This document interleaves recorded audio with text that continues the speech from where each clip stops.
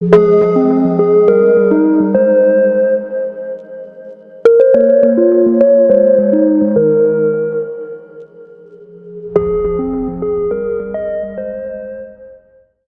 1.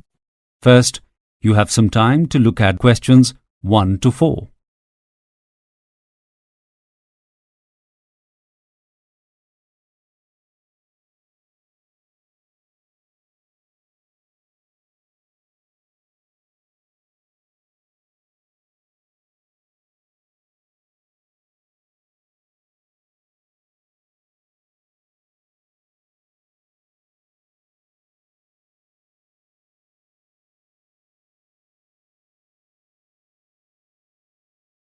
Hello. Yes, my name is James Watkins. How old is your child? Connor is turning 10 on the 16th of April. And would you like to have the party on that date? Yes, his birthday falls on a Saturday this year, so that would be perfect. I was hoping to have a kind of a theme for the party. Last year it was dinosaurs. He's rather obsessed with space travel at the moment, so I was hoping to have the party with that theme. Is it something you would be able to do? Absolutely. We've done quite a few of these types of parties lately. They have been enormously successful. We can even supply costumes if you would like. How many guests are you having? I think about 20 children and some of their parents. What kind of catering would you do? Well, we supply sandwiches, biscuits, sweets, and soft drinks. The cost is around $12 per head for the food. If you look on the website, you can see the range of food we can do and decide which things you would like to order. One important thing, though, we need to know a week in advance about any allergies the guests might have. If a child is allergic to dairy or eggs, we can supply separate food for them, but the really serious allergy is nuts. If any one child has this allergy, we have to make sure that absolutely none of the food we prepare contains it. Oh, I hadn't thought of that. Yes, that is a really serious issue. What we suggest is that you speak to all of the parents of the children who are invited to make sure none of them have allergies. But with that many children coming, I'm afraid some may need special food. Okay, I'll take care of that. Before you listen to the rest of the conversation, you have some time to look at questions 5 to 10.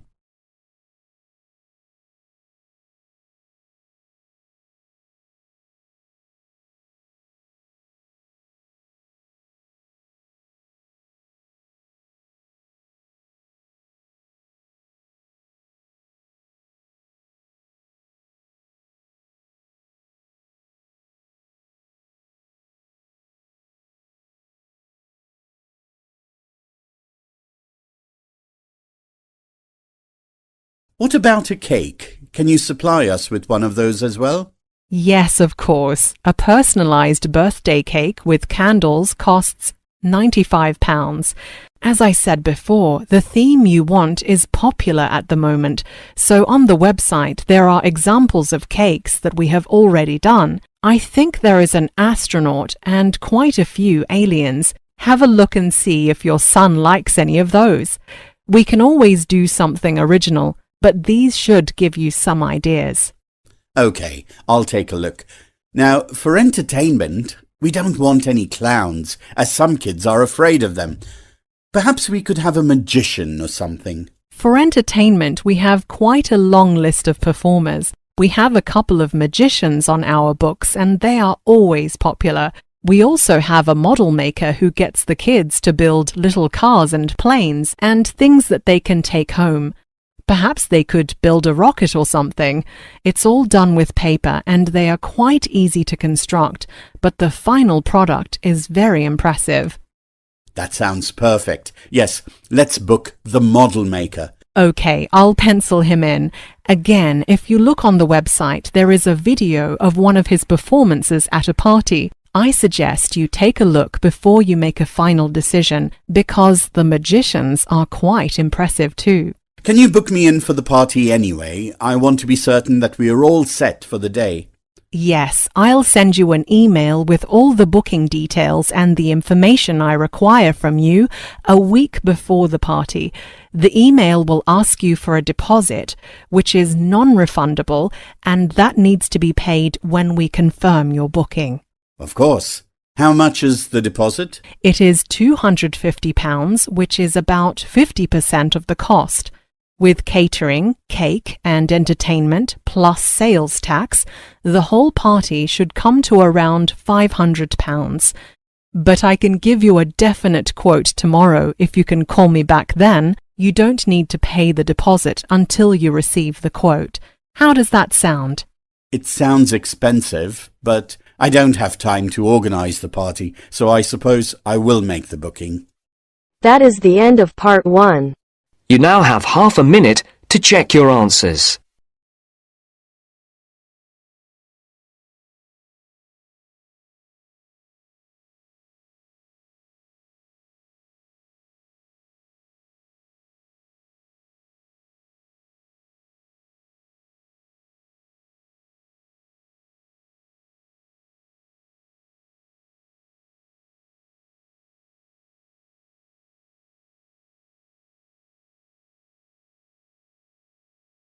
Now turns to part 2. Part 2. You will hear the director of a musical talking to the cast on the first day of rehearsals. First, you have some time to look at questions 11 to 15.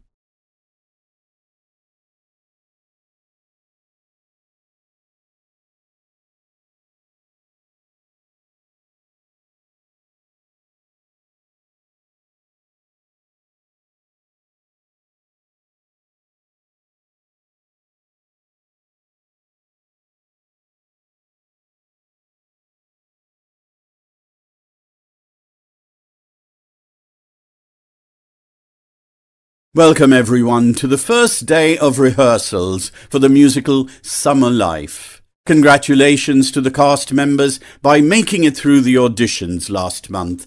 As you probably remember from then, my name is Robert Page and I am the director of the show. Next to me here is the composer of Summer Life, Anna Maria Church. We are thrilled to be offered the opportunity to mount the first ever production of her latest musical, which she has been workshopping at the National School for Dramatic Arts for the past year. This is James Farley, stage manager for many years in this theatre, who will be handling the technical aspects of the show and is your point of contact for most matters. The romantic leads in the cast are here beside me. Firstly, Tony Andrews, who needs no introduction, as he has been a feature of musical theatre in this country for the last 10 years. We also have Abby Shields, who is a recent graduate from drama school and has been heavily involved in the workshopping of the musical. So Abby will make her professional debut here on the stage of the Queen Elizabeth Theatre when we open. We don't have a long rehearsal period for a new show, and things are going to be very tight. But I am confident with the talented cast that I have in front of me, we will be completely up to the task. We are going to start this morning with a read-through of the complete script, and we have a large table with enough chairs to accommodate you all. You will be told the exact times when we require each of you to be here, and this will vary from week to week. But for the moment, we ask that you clear your calendars for the next 6 weeks of rehearsal and make yourselves fully available during the days and evenings until we fix the schedule. You all received the script and score through your agents last week, so you should have made yourself familiar with the storyline of the musical. There are also the videos made of the musical numbers when they were workshopped last year, and you would have also received the links to them. It's not easy being in the cast of a first-time musical, so we hope that the videos will have given you a good idea of the musical content of what we are about to produce. Before you hear the rest of the conversation, you have some time to look at questions 16 to 20.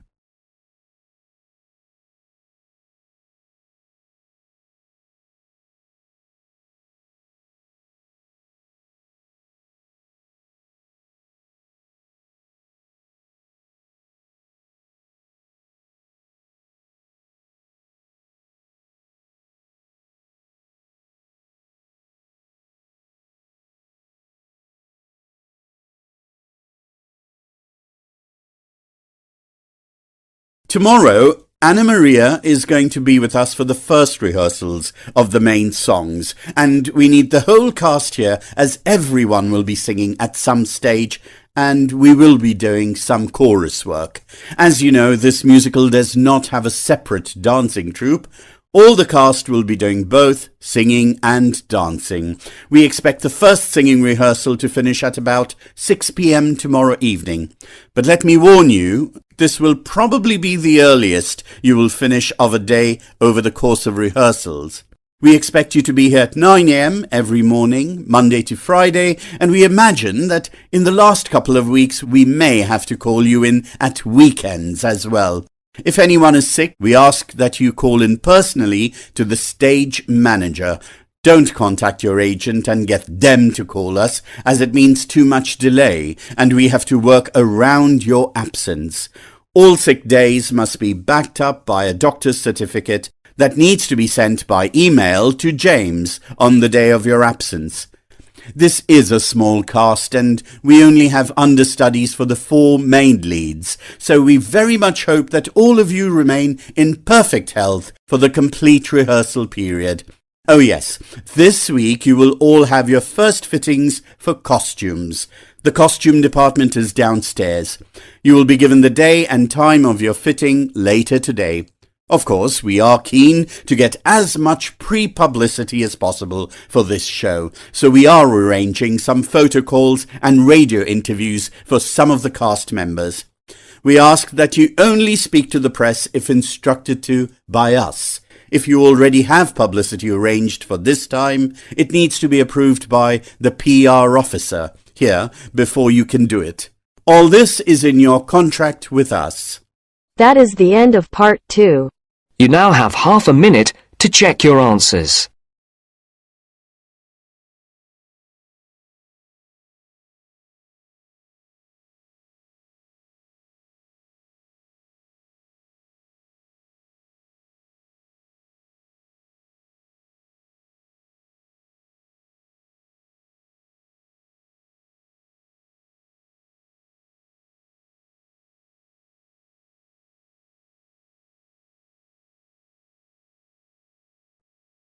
Now turns to part 3.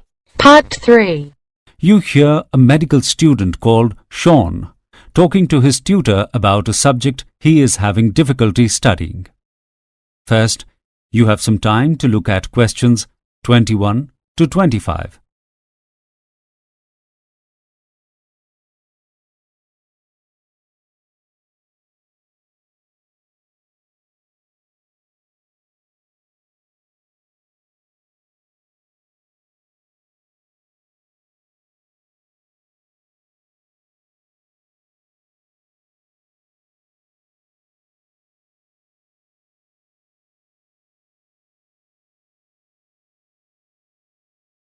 Thank you, Sean, for coming in to see me. We need to have a talk about how you are coping with your course load. Really? I thought I was doing well coping with it all, considering I have been doing a rotation at Blakely Medical Center for my internal medicine course. How has that been going? Well, of course, I'm not allowed to do much. I mainly just sit in on consultations with patients. I'm happy to do it, though, as I think this kind of doctor-to-patient rapport is something I won't see as much of when I study emergency medicine next year. I like it that this course is getting us to do short rotations in hospitals and clinics. It does take away from study time, though. I'm doing well in all my medical subjects, despite spending 15 hours a week at the medical center. That's what I want to talk to you about. You know that studying a number of arts faculty subjects is required before you can graduate. I see you passed a history course in the first year, but you need 2 full units in an arts subject to graduate in medicine. It's university policy. The course you are doing this year is basic Spanish, and I have heard that you are not doing very well in it. Why did you switch to Spanish rather than just doing another unit in history or a unit of English? I agree it was a mistake. I've never studied a language before, and I thought knowing a bit of Spanish might be useful for my future at the hospital. Lots of Hispanic patients come in that can't speak English. That wasn't the main reason I signed on to the course, but people told me that Spanish was a really easy course to get through.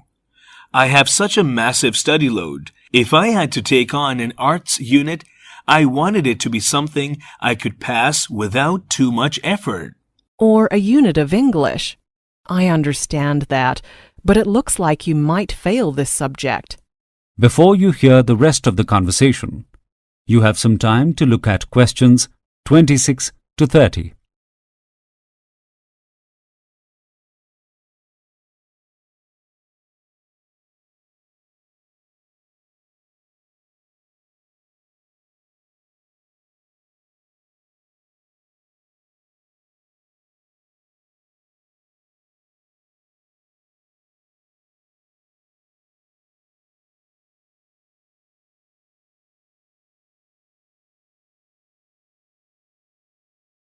Why do we have to do arts subjects anyway? What has it got to do with medicine? As far as I can see, the university hasn't been insisting on it for very long. Studies have shown the medical practitioners who study arts subjects are better able to communicate with those they are treating. So the university has decided to include it in the medical course.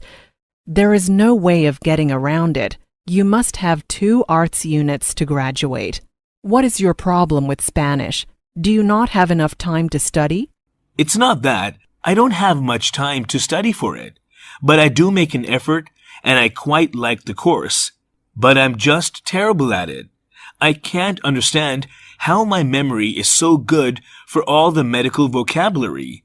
But I have such trouble recalling any of the Spanish verb endings. It just doesn't make sense. Have you tried having tutoring? Yes, I've had 3 sessions with a Spanish tutor, but I just can't get my head around it. I think there are some people who have an aptitude for languages and some who don't. I fall into the latter group. I just can't see myself passing the unit. Well, if you feel that way, you are doomed to failure. What I think you should do is discontinue the unit before you fail it. You have to do this before you are halfway through the course. I checked, and the halfway point is next Monday. That's why I called you in to see me urgently. So if I drop out this week, I won't have any penalty? Exactly. Then I suggest you take up another history unit next semester. Choose a course that doesn't have an exam and is completely assignment-based. Then it won't interrupt your medical exams. That way you will probably do the assignment or essay with another student, and there will be less pressure. I think the course that does this is called Europe Between the Wars. You'll probably find quite a few other medical students doing the course. I suggest you pair up with a pure arts student, though, as they might be more willing to invest time in it. I'll go to the enrollment office about the Spanish course straight away. I'll take your advice on doing the Europe Between the Wars course as well. Good luck. Thank you for coming in. That is the end of part 3. You now have half a minute to check your answers.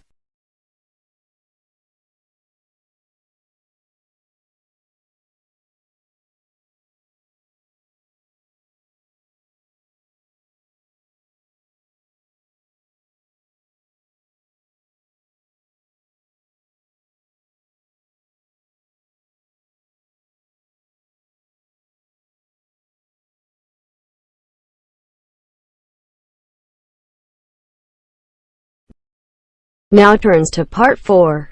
Part 4. You will hear a part of a lecture about silver. First, you have some time to look at questions 31 to 40.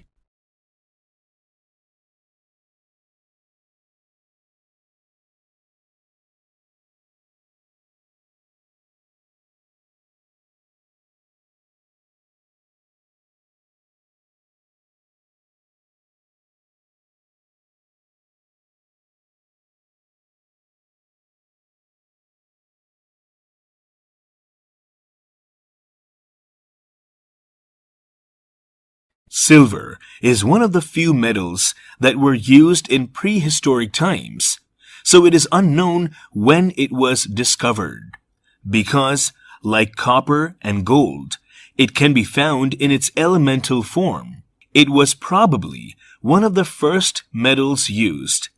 It was not used in its basic form to make tools, weapons, or cooking utensils because of its soft nature, and was utilized in decorative objects and coins for barter.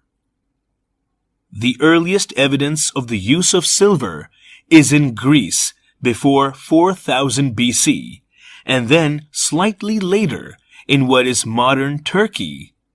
Silver was also produced in India, China, and Japan, but its origins are less well documented than in Europe. Silver was rare in its elemental or natural form, though, and it was not until it was discovered that it could be separated from other metals that it became more widely used. Due to its rarity, it was considered more valuable than gold in ancient Egypt. People in ancient times refined silver ore using a process called cupellation. This involves heating the ore and blowing air over it. As silver does not oxidize or react chemically when heated, the base metals contained in it that do, such as lead and copper oxide, separate from it. Silver coins became the staple of the Greek and Roman economies.